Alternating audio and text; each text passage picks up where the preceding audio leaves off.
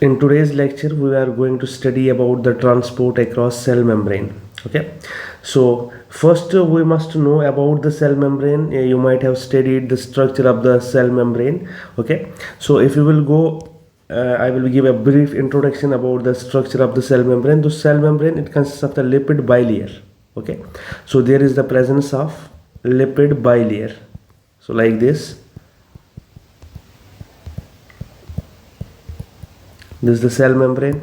There will be presence of the proteins also, surface proteins or integral proteins. Okay, these are the proteins. Okay, so different other things will be present there also. So we have already discussed it, that in the previous videos. Okay, so this end is called as hydrophilic end, and these tails are hydrophobic in nature, and this will also be hydrophilic. For example, this is outside of the membrane, this is inside of the membrane. Okay, so we have to study the transport across this cell membrane. How the transport of materials occurs across the cell membrane means from the outside to the inside of the cell, or from inside to the outside of the cell. Okay, so both directions. So transport of substances across cell membrane, it is necessary because we have to maintain the normal functioning of the cells in the body. For that, the transport across cell membrane is very much important. Okay, now for example, the lipid soluble substances are there. Lipid soluble substances means those substances which can be easily soluble in the lipids, or water is there, or urea is there. Okay, so these things can also easily pass through the lipid bilayer of the cell membrane. Okay, lipid soluble substance, why? Because the inner core of the cell membrane is hydrophobic. Okay, which we can call as lipophilic. So that's why lipid soluble materials or water or urea can easily pass through the cell membrane, this through this bilayer, because this is a bilayer. Okay, hydrophilic and hydrophobic parts are there. And this lipid bilayer of the cell membrane, it's impermeable to lipid insoluble substances. So it's impermeable to lipid insoluble substances. So those substances which are not soluble in the lipids, so this lipid bilayer is impermeable for them. Means these materials, those materials which are lipid insoluble, they can't pass through this membrane. For example, lipid insoluble materials, I will give the example of the lipid insoluble materials. For example, ions are lipid insoluble materials. Charged or polar molecules,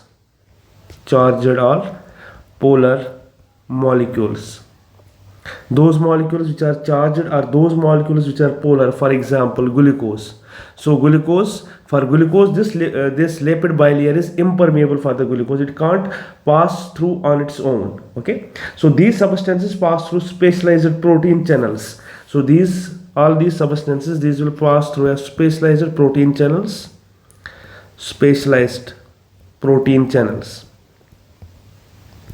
Or we can say they can pass through the carrier proteins also, which are present in the membrane. These can pass through protein channels present in the membrane, carrier proteins, these are also present in the membrane, and other active pump mechanisms, active pumps.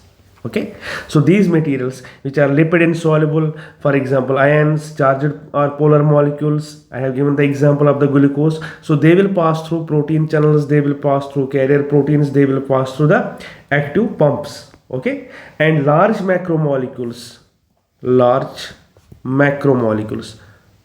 So those molecules which are large in size, these will be transported through the vesicles. So we will discuss all these types of the transports. Okay, so now there are different types of the transport mechanisms. So types. First is passive transport, in which no energy is required or no energy is needed. Okay, so in passive transport we have diffusion. That is the first one. And diffusion, it can be simple and it can be facilitated. We will discuss all these things. Okay, then second one is osmosis. So all these, they won't require any type of energy for the moment. Second one is active transport. And in active transport there are two types. One is primary active transport and another one is secondary active transport. Then we have third type of transport, which is called as vesicular transport, and in this there is endocytosis, exocytosis and transcytosis. So we will discuss all these transport mechanisms, because we have to study transport across the cell membrane. So I told you why transport across cell membrane is important. Some substances, they will pass through the membrane without any need, okay, like lipid soluble substances, water, urea, they can pass easily. But there are some substances for which this membrane is impermeable. So for those substances we will need these types of the transport: passive, active and vesicular transport. Okay, now we will discuss all these types of the transport. Okay, so the basic where the energy is not needed: diffusion, osmosis and facilitated diffusion. So diffusion, osmosis and this passive transport is here. This passive transport, no energy is needed, no energy. Okay, while in case of other transports like active transport or vesicular transport, here the energy is needed. Okay, so in the passive transport there won't be any energy requirement, like in the simple diffusion, facilitated diffusion or osmosis, there is no need of energy. Okay, while in case of the active transport or vesicular transport, energy is required. Now I will go with the first one, that is the passive transport. Okay, so passive transport, what passive transport means? Passive transport means movement of the molecules from higher concentration to lower concentration without need of energy. For example, this is the membrane. Here the molecules are present in the high concentration, and here the molecules are present in the low concentration. So molecules will move from high concentration to the low concentration, and no energy is needed here. So that is called as the passive transport. So in passive transport we have the first transport, that is simple diffusion. That is the first type of the passive transport. So it is movement of ions or molecules from region of high concentration to region of low concentration without the expenditure of the energy. So this example is the example of the simple diffusion. Okay, we can say movement is towards the gradient. It's towards the gradient until the equilibrium will be attained here. So that is called as the simple diffusion. For example, we are burning the incense sticks at our homes. So after some period of time, the smell of that incense stick, okay, that will be in the whole room. So that is the movement from high concentration to the lower parts, so lower concentration. That's called as the diffusion. High to low concentration, you have to remember this. If I will give other examples of this simple diffusion, for example, I can take the example of the crystals which we dissolve in the water. For example, this is the water, distilled water. Okay, and for example I will put here potassium permanganate crystals, KMnO4 crystals. Okay, in this water I have put the potassium permanganate crystals. Okay, so what will happen after some period of time? What will happen? These crystals, the molecules, they will diffuse out along the concentration gradient in all directions. So they were present here. This is the water. So these were the crystals present. So these crystals will now start moving in the different directions, like this. These are the different directions in which the molecules will diffuse. They will diffuse out along the concentration gradient. Okay, and then after some point of time, what will happen? Eventually what will happen? The molecules will separate throughout the water, and it will separate uniformly. So there will be uniform separate of these molecules. So they are separated uniformly here, and this whole solution will become purple. Why it will become purple? Because of potassium permanganate crystals. So this is the sample experiment by which you can illustrate the physical process of diffusion, how the diffusion occurs. Okay, now in short you have to remember, diffusion simple diffusion, it is the movement of the molecules from the region of high concentration to the region of low concentration. Low concentration means molecules are present in the low number. Here the molecules are present in the high number. So that is called as the simple diffusion. And simple experiment I have given, you can take the example of ice in the water also. I have given the example of potassium permanganate crystals in the water. Okay, so this is the process of simple diffusion. Or when you put the ice in water, after some time the whole ice will get dissolved in the water uniformly. So that is also the example of the simple diffusion. Okay, now there are some of the factors which will affect the rate of the diffusion. For example, a diffusion gradient or concentration gradient. Concentration gradient, these are the factors affecting diffusion. Factors affecting diffusion. Okay, so the steeper the higher rate, so means the more is the concentration gradient, the high will be the rate. Okay, second will be the size of molecules or ions. Okay, so smaller size, if the size is small, the higher the rate. Small molecules will diffuse easily, while as the molecules which are having this big size, they will not diffuse so much easily. They will diffuse, but they will not diffuse easily. Okay, so it depends also on the size. Okay, temperature is the third one. Temperature, higher the temperature, higher the rate. So if you increase temperature, rate will increase.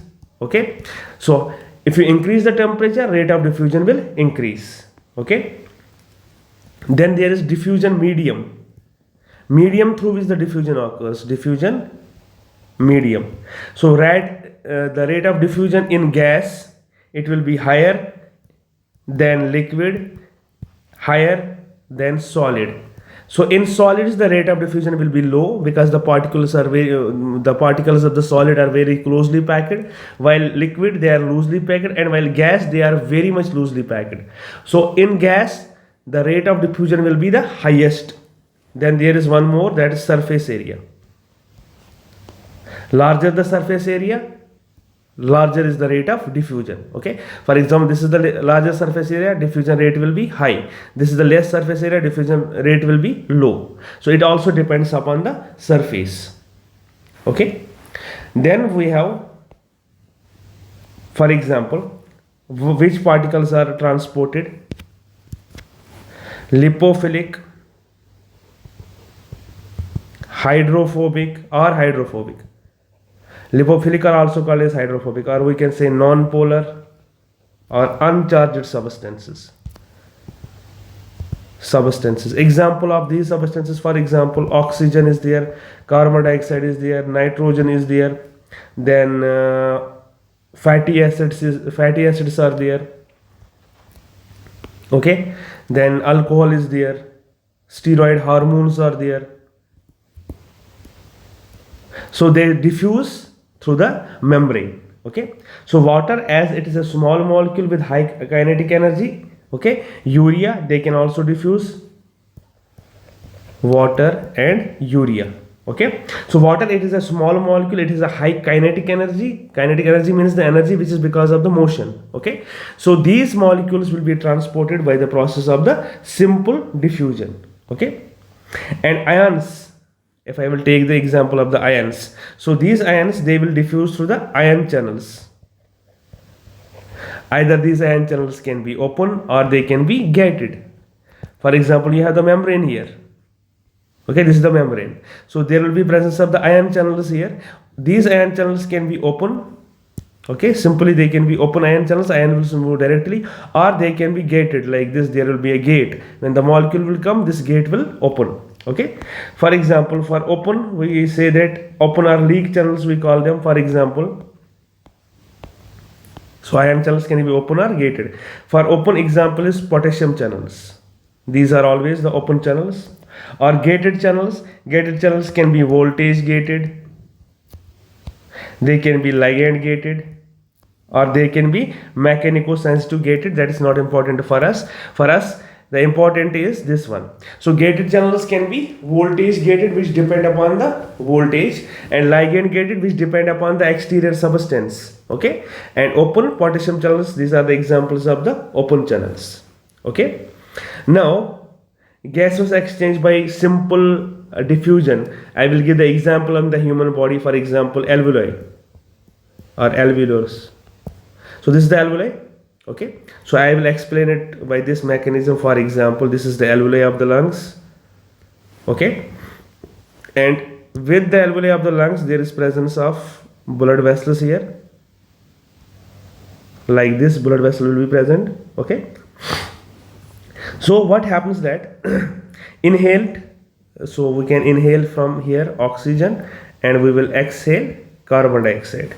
And what happens in the simple diffusion? For example, from here what will come? Carbon dioxide. Carbon dioxide will come from the cell. So in cell there will be the process of respiration, like there will be C6H12O6, this is the glucose, plus it reacts with the oxygen, it forms ATP plus water plus carbon dioxide. So this carbon dioxide will be exhaled. Okay, so this carbon dioxide will come here. Here the concentration of the carbon dioxide is high, here the concentration of carbon dioxide is low. So carbon dioxide will move from high concentration to the low concentration. So this is a simple diffusion. Now oxygen is here in the high concentration. This is oxygen in high concentration. So it will move from high concentration to low concentration, and then it will be carried to the cells, and carbon dioxide will be exhaled. So this is the gaseous exchange by the simple diffusion which occurs in the alveoli of our lungs. Now we have second type. This was about the simple diffusion. I hope you might have understood this simple diffusion. Then second one is facilitated diffusion. So I will try to explain you with the simple diagrams. Okay, so facilitated diffusion, it is movement of specific molecules or ions across this plasma membrane, and they are facilitated. It takes the help of the carrier proteins. Okay, so the direction of the movement is down the concentration gradient, same as in case of the simple diffusion. The only difference is that in simple diffusion there was no carrier protein, while as in case of the facilitated diffusion there is a carrier protein. Energy won't be required because it is a type of the simple diffusion, so no energy will be required. So I will explain this with a simple diagram. So I will draw the diagram here. For example, this is your membrane, this is your cell membrane. So I won't draw the whole membrane, I will draw in the simple diagram. Okay, for example, this is the membrane, this is the cell membrane. In cell membrane, for example, this is the extracellular space, this is intracellular space. So here these molecules are present in low concentration, and here these molecules are present in the high concentration. This is space picture for some molecules. Okay, now these molecules have to move from the high concentration to the low concentration. This is high concentration, this is low concentration. Okay, so how they will move from the high concentration to the low concentration? By use of the carrier proteins. So in membrane there is the presence of the carrier proteins. For example, this is a carrier protein present in the membrane. Okay, so these molecules, what will happen to these molecules? These molecules will come, these will bind to the carrier protein, then this carrier protein will become like this, for example, same carrier protein. Okay, and the molecule is here, and then like this the molecule will be transported from outside to the inside of the membrane. So by the use of carrier proteins. Okay, now what is the difference between the channel proteins and the carrier proteins? Now see, I have discussed here the carrier proteins. Okay, so carrier proteins, these bind to large molecules, carrier proteins. So these carrier proteins will bind to large molecules. Okay, and change their shape, and it will bind to the large molecules and change their shape. So you can see here carrier protein binds to the large molecule and changes its shape. Okay, so that molecules can diffuse from high concentration to low concentration. Now what is channel protein? Channel protein provide water filled pores for charged ions to pass through. For example, channel filled protein, this is the membrane. Okay, so channel filled protein will be like this. A channel will be between them. A protein will have a channel. Through this channel, the molecules will pass from outside to inside or from inside to outside. So this is an example of the channel protein. So that is the difference between the channel and the carrier protein. So carrier proteins change their shape, channel proteins won't change their shape. They have a simple channel through which the molecules will pass. Okay, so that was the difference. Now what is the difference between the simple diffusion and the facilitated diffusion? Because we have studied the two parts. One is simple diffusion, second is facilitated diffusion. So simple diffusion, it is concentration, it depends upon the concentration gradient, okay, and facilitated diffusion, it's also concentration gradient dependent, but it occurs through the carrier molecule. Okay, in case of the simple diffusion, okay, what happens to rate of diffusion? It increases with the increase in the concentration gradient. Okay, while in second case it will reach the plateau, that we don't have to study here. In simple diffusion, ions through ion channels, and this, for example, glucose. In this case, example, I will give example here. For example, glucose, it is transported through the GLUT. GLUT means glucose transporter. Okay, or glucose transporter, we can say it is a carrier protein. For example, here this molecule was glucose. For example, this was the glucose, and this transporter here is called as GLUT transporter. Okay, so this is GLUT transporter. So these were the two types of the simple diffusion. Now the third type of the simple diffusion we are having is osmosis. So in all these cases, no energy is required. Okay, so that's why we are not using energy anywhere. So osmosis, it occurs to the semi-permeable membrane. Okay, semi-permeable membrane is permeable to water but not to the solute. Okay, because our membrane is semi-permeable, it's permeable to water but not to solute. So solute can't pass through the semi-permeable membrane, while as water can pass through the semi-permeable membrane. Now what osmosis is? So I will explain this again by the diagram. So for example, here we have put a semi-permeable membrane. Okay, this is a semi-permeable membrane. Okay, so on this side, for example, there is low sugar concentration, and high water concentration. Okay, sugar concentration is low, water concentration is high. For example, by this I am depicting that this is the water, high water concentration. So this is H2O, water. So this is the high concentration of the water, and from this side we are having opposite. Okay, high sugar concentration and low water concentration. So this is the water present in the low concentration, and this sugar is present in the high concentration, and here sugar is present in the low concentration. Okay, to explain this, so what will happen in this case? So high water concentration, here there is low water concentration, so water will move from high concentration to the low concentration through the semi-permeable membrane. So this is called as the osmosis, or you can also say that solutes move from low concentration to the high concentration. That is the same thing. So we will explain it by the water. So water moves from high concentration to the low concentration through the semi-permeable membrane. So from the high water concentration to the low water concentration, we can say, or from the low solute concentration to high solute concentration. So that is called as the osmosis. Okay, that is the process of the osmosis. You might have heard about the osmosis before. Now one more term which is associated with the osmosis is tonicity. Okay, so there are three types of the solutions. One is hypotonic,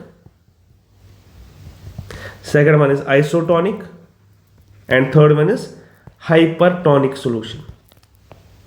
Okay, so I will explain these three types of the solutions like this. For example, this is the membrane.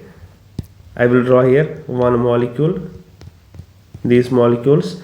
In the isotonic solution, I will draw here 1 2 3 4 5 4 1 2 3 4, same concentration. While as in hypertonic, I will draw like this. Here 1 2 3 4 5 6 7 8 9 1 2 3 4. Okay, so now I will explain what these three types of solutions are. First one, for example, I will take this hypertonic solution first. Okay, so it contains high concentration of solute. You can see from here there is high solute concentration. Okay, Okay, high solute concentration. For example, you can take the example of the cytoplasm of the cell that contains the high solute concentration. So when this cell is placed in when a cell is placed in hypertonic solution, for example, I will take some cell, this is the cell, and put it in the hypertonic solution. What will happen? The water diffuses out of the cell. So the water present here, it will diffuse out of cell. So H2O, it comes out of the cell. What will happen to the cell? When the water comes out of the cell will shrink. So in MCQs, if they will ask you the question, if a cell is placed in the hypertonic solution, what will happen to the cell? The cell will shrink.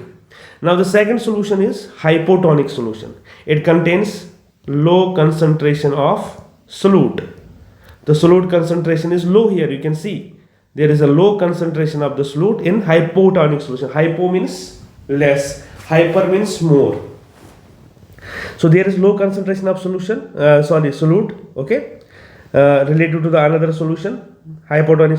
So when the cell, for example, I will take this cell, I will put this cell in the hypotonic solution. So what will happen? Water will diffuse into the cell. So water will enter into the cell because it is having the low solute concentration in case of the hypotonic solution. So water will diffuse in the cell, water will move into the cell. So what will happen to the cell? Cell will swell. Okay. So in case of hypotonic solution, cell will swell. In case of the hypertonic solution, cell will shrink. Okay. While as in case of the isotonic solution, what will happen? Because concentration is same on the both sides, 1 2 3 4 5, 1 2 3 4 5. Okay, so when the cell is placed in this isotonic solution, okay, what will happen? The water diffuses into the cell and out of the cell, same. So water will move into the cell, water will move out of the cell. Okay, so it becomes isotonic. Cell will neither shrink, cell will neither swell. So that is the example of this solution, this hypotonic, isotonic and hypertonic solution. Okay, so in the first case, water moves out of the cell. You can see here, water moves out of the cell. In the second case, water moves into the cell. What will happen? Into and out of the cell in the both directions. So these are the three types of the solutions, okay, which we had to discuss.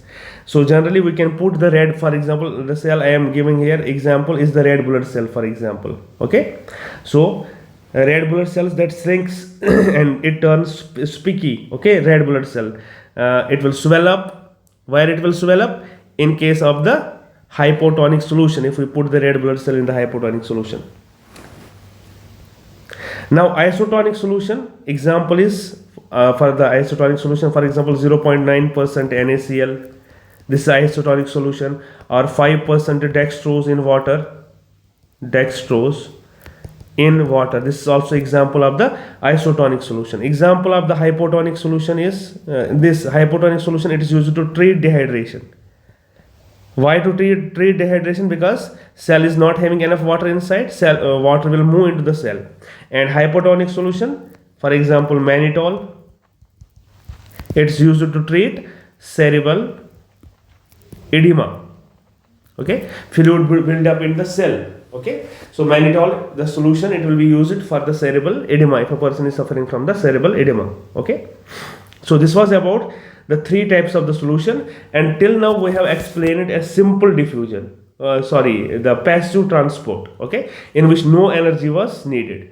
Now we will go to the second part, that is the second type, which is called as the active transport.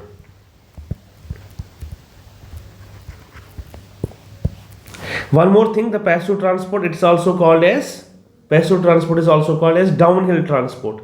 Why downhill transport? For example, you are present at a hill. This is a hill and you have to move down. You are present here and you have to move down up this hill. So it's easy to move down up this hill and not that much of the energy will be needed. That's why it's called as the downhill. Okay, downhill transport, and this transport is called as the passive transport is called as the downhill transport.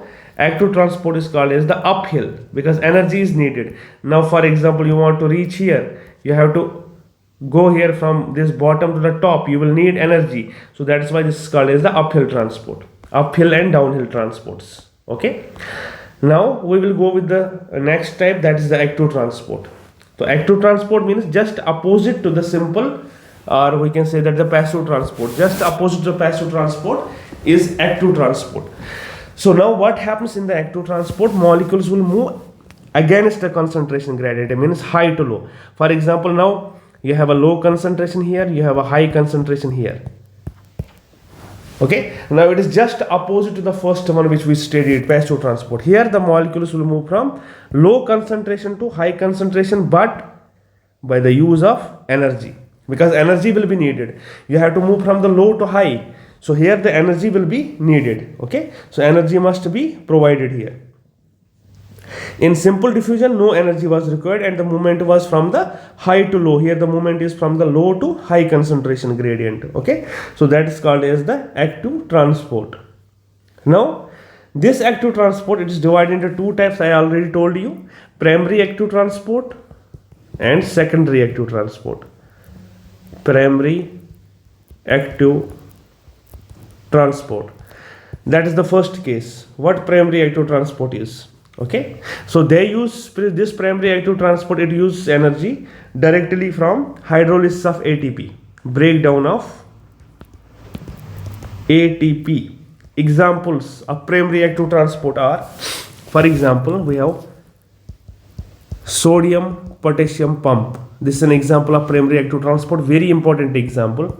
Second is calcium pump. This is also example of primary active transport. Then hydrogen potassium pump. Hydrogen potassium pump. Now I will give you the example of the sodium potassium pump because that is most important. Sodium potassium pump. So this is the membrane, for example. Okay, this is extracellular fluid, means outside of the membrane, and this is cytoplasm, for example. What happens in this case? 3 sodium ions will also, one more thing here before this. So we have transporters here. Okay, so for example, this is one transporter which is present in the membrane, and with this, for example, the second part of this transport is present here. For example, this is a single transport, but it has two parts. One is, for example, the alpha part, one is, for example, the beta part. Okay, so what happens? 3 sodium ions will move from inside to outside. Okay, and when 3 sodium ions will move from inside to the outside, at the same time 2 potassium ions will move from outside to the inside. Okay, and this, the transport here, for example, is OA-bane. OA-bane is the transporter which helps, and this beta part, it acts as a receptor. Okay, so it acts as a receptor here. Okay, so this is the sodium potassium pump, simple sodium potassium pump. 3 sodium ions will go out of the cell, 2 potassium ions will move into the cell, because this is the inside of the cell. Okay, and here the energy is used in the form of, by the hydrolysis of the ATP. So what actually happens that, for example, you have the membrane. This is the membrane. Okay, so in membrane you have the presence of this transporter which helps. Okay, what happens that 3 sodium ions, already I told you, these 3 sodium ions have to move out of the cell, and at the same time we have to use the ATP, and adenosine triphosphate. Okay, means adenosine and 3 phosphates which are joined together. This is ATP, adenosine and 3 phosphates. Okay, and what when the second step will happen, this transporter will change its shape like this, it will go like this. Okay, and 3 sodium ions will move like this. Okay, and here 1 phosphate will be used and 2 phosphates, adenosine diphosphate, it will become ADP, because 1 phosphate is used to transport these sodiums. Okay, 1 phosphate is used here. And what happens in the third step? Again, this is the transporter. Okay, these 3 sodium ions will move out of the cell, Na positive, 3 sodium ions will move out of the cell, and now 2 potassium ions will move inside the cell like this. So 2 potassium ions will be here. Okay, again we have ADP, means 2p and adenosine diphosphate like this. Okay, and what will happen in the last step? Again this will change the shape like this, it will change the shape. Now these two potassium ions, K positive ions, they will move inside the cell, and this phosphate will be released back. So this is how the sodium potassium pump works. So this is a type of active transport, because in this type of transport the energy is needed, energy is required, energy is used by the hydrolysis of ATP, adenosine triphosphate. Okay, so this is example of the primary active transport. So I already told you this thing, I will again explain. So this is the primary active transport. In primary active transport, what happens, the molecules will move from the low concentration to high concentration by using the ATP. ATP is used from the hydrolysis. Okay, ATP is taken from the hydrolysis. Okay, examples are sodium potassium pump, calcium pump, and hydrogen potassium pump. Already I explained you this thing.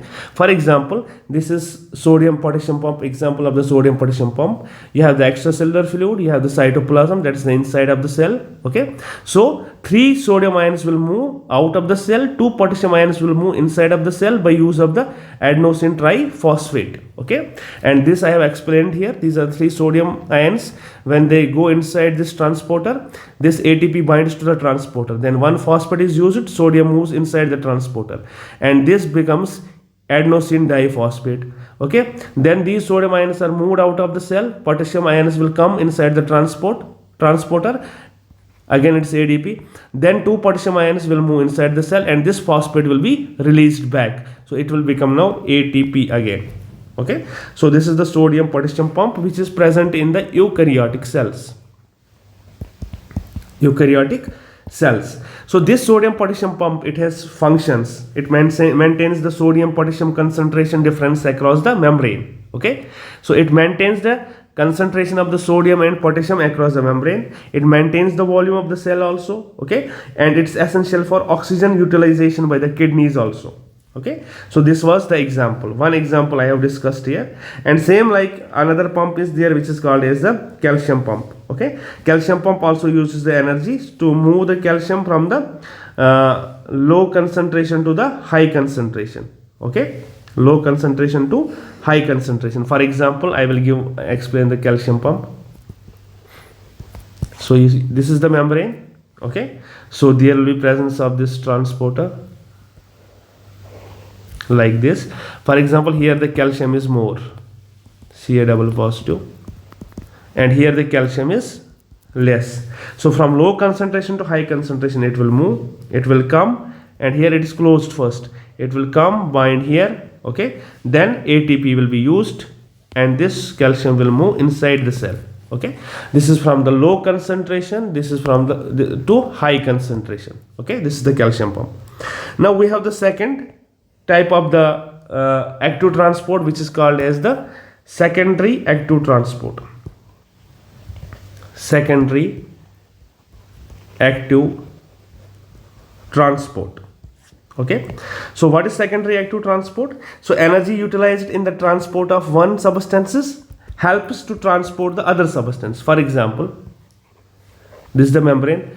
A substance is moving, for example, A from low concentration to high concentration. For example, A substance, it moves from here to here. Okay, so energy utilized in the transport of one substance A to, for example, A moves here, the energy is utilized, ATP is utilized, and this ATP will be used to move substance B from here to here. So this is called as the secondary active transport, or we can say energy utilized in the transport of one substance, this energy is used to transport the other substance. Okay, so that is called as the secondary active transport. Okay, so we can say it is derived secondarily, okay, from energy that has been stored in the form of ionic concentration. Okay, so now we have to another system which is with this. I told you, for example, I will again explain you. This is the substance A. This has to move from low concentration to high concentration. This substance A will move here, it will use the energy ATP, and this ATP, the energy which was utilized by this energy will be used to transport the molecule from low concentration to high concentration. So that is called as the secondary active transport. Okay, now we have one more thing which is called as the co-transport system. co-transport system. Okay. For example, in the co-transport, I will explain there are some types. One is antipode, sympode. Antipode means when two molecules move in the opposite direction. For example, this is A, this is B. These molecules will move in the opposite direction. This is called as the antipode. And if the molecules move in the same direction, this is called as sympode. Okay, and if molecule moves in only one direction, this or that direction, this is called as unipode. Unipode means in only one direction, antipode means movement in the opposite directions, and sympode means movement in the same direction, either from outside to inside or from inside to outside, but both molecules. Okay, so this was this. Then we have one more type of transport which is called as counter transport. A counter transport is also called as antipode, so we don't have to explain that here. Okay, now this was about the second type of the transport system, which is active transport. Now we have the third type of transport, which is called as the vesicular transport. Okay, that's the third type of transport, which is called as the vesicular transport. Okay, now we will explain this vesicular transport, how this vesicular transport functions or works. Okay, so vesicular transport, it consists of three types: endocytosis, exocytosis, and transcytosis. Endocytosis, exocytosis, and transcytosis. So these are the three types. Okay, first one, which is endocytosis, all. Okay, endocytosis and exocytosis, I will explain these both, what endocytosis is, what exocytosis is. Okay, so for example, this is the cell membrane. Okay, this is the membrane of the cell. When this membrane has to transport some materials from outside to inside, what will happen? It will make a depression like this here. So this the material will come here. Okay, and then a vesicle will be formed from this membrane. Okay, endocytic. So this is endocytosis. So this is the endocytic vesicle forming. Endocytic vesicle forming. Endocytic vesicle forming. So this material has to move inside, it forms a vesicle here. So vesicle will be formed like this. After that, this vesicle will become like this from the depression of the membrane also. Okay, it will become like this. So this space will be here erased. Okay, and this material will go like this, and then in the third part, a vesicle will be formed and the material will be stored in that vesicle. This is a vesicle. So this vesicle was formed from the membrane. So this process is called endocytosis. So material moves from outside to inside by the formation of the vesicle. Okay, first the membrane was like this, second it becomes like this, and third step, the material moves inside this vesicle. So that process is called as endocytosis. Okay, so the material makes contact with the cell membrane. Okay, then cell membrane will invaginate. Invaginate means a depression like depression will be formed here. Then this invagination, then this is the pinched off and leaving the cell membrane in contact. So this is the pinching off. Okay, now we have the types of the endocytosis. Endocytosis can be of different types: receptor mediated endocytosis, or it can be phagocytosis, means when the solid material is taken from outside to inside. If this material is solid, it will be called as phagocytosis. If this material is liquid, it will be called as pinocytosis. So if here it is liquid, then it is called as pinocytosis. If here it is solid, it is called as phagocytosis. Okay, and then we have the receptor mediated, which is mediated by the receptor. Okay, so those were the types of the endocyte. Receptor mediated means, for example, the membrane is like this. First the membrane is like this. Okay, and this membrane is the presence of the receptors here. So material will come, it has to move inside because it is we are studying about the endocytosis. Okay, so here the material will bind to the receptor first, then receptor will form a pit type structure, then the material will move inside. That is called as the receptor mediated. Only difference is there is the presence of the receptor. Okay, so vesicle will be there, but the vesicle will be coated vesicle. Here there will be coating over the vesicle. Okay, that is the difference.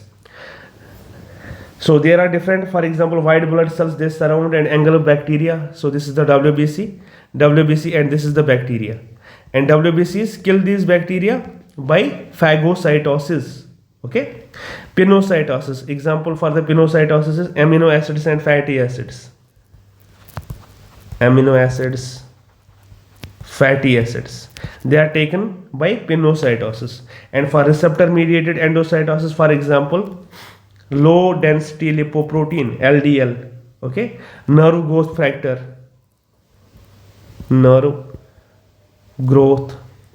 factor, or hormones, okay, or HIV virus.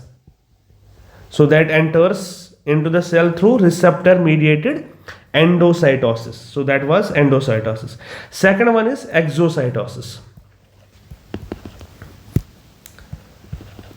Exocytosis, just opposite to the endocytosis. Now in exocytosis, what will happen? We have the membrane, okay, we have the vesicle here. This vesicle contains, for example, the material which has to be thrown out of the cell. Okay, now this is called as secretory vesicle because it has to secrete, and this secretory vesicle comes from Golgi apparatus. Okay, this secretory vesicle, what it does, it causes the membrane like this here. So the membrane will become like this, and this material will move. This membrane will make folding, this material will move inside this vesicle, and then it will be thrown out. So this process is called as exocytosis. Exocytosis means when the material will move from inside to outside by the invagination, by the formation of the vesicles. So that is called as the exocytosis. Now third one was transcytosis. Transcytosis. What happens in transcytosis? This is the cell. Okay, so those vesicles which are endocytosed, for example, first there was endocytosis, vesicle was formed. In this vesicle there was the material which was carried out from outside to the inside of the vesicle. First the vesicle will come from outside, the material will come from outside to inside of the cell, and then it will be exocytosed from the other side. So from other side this material will be removed from the cell. So from one side it enters into the cell, and from other side it exits the cell, means it exits from the cell. So this one was endocytosis, this one is exocytosis. So this combination of endo and exocytosis is called as transcytosis, or it's also called as cytopempsis. Okay, and so for example, transport of substances across endothelial cells of blood vessels, okay, to interstitial fluid. So that is the example of the transcytosis. So this was all about the transport across the cell membrane.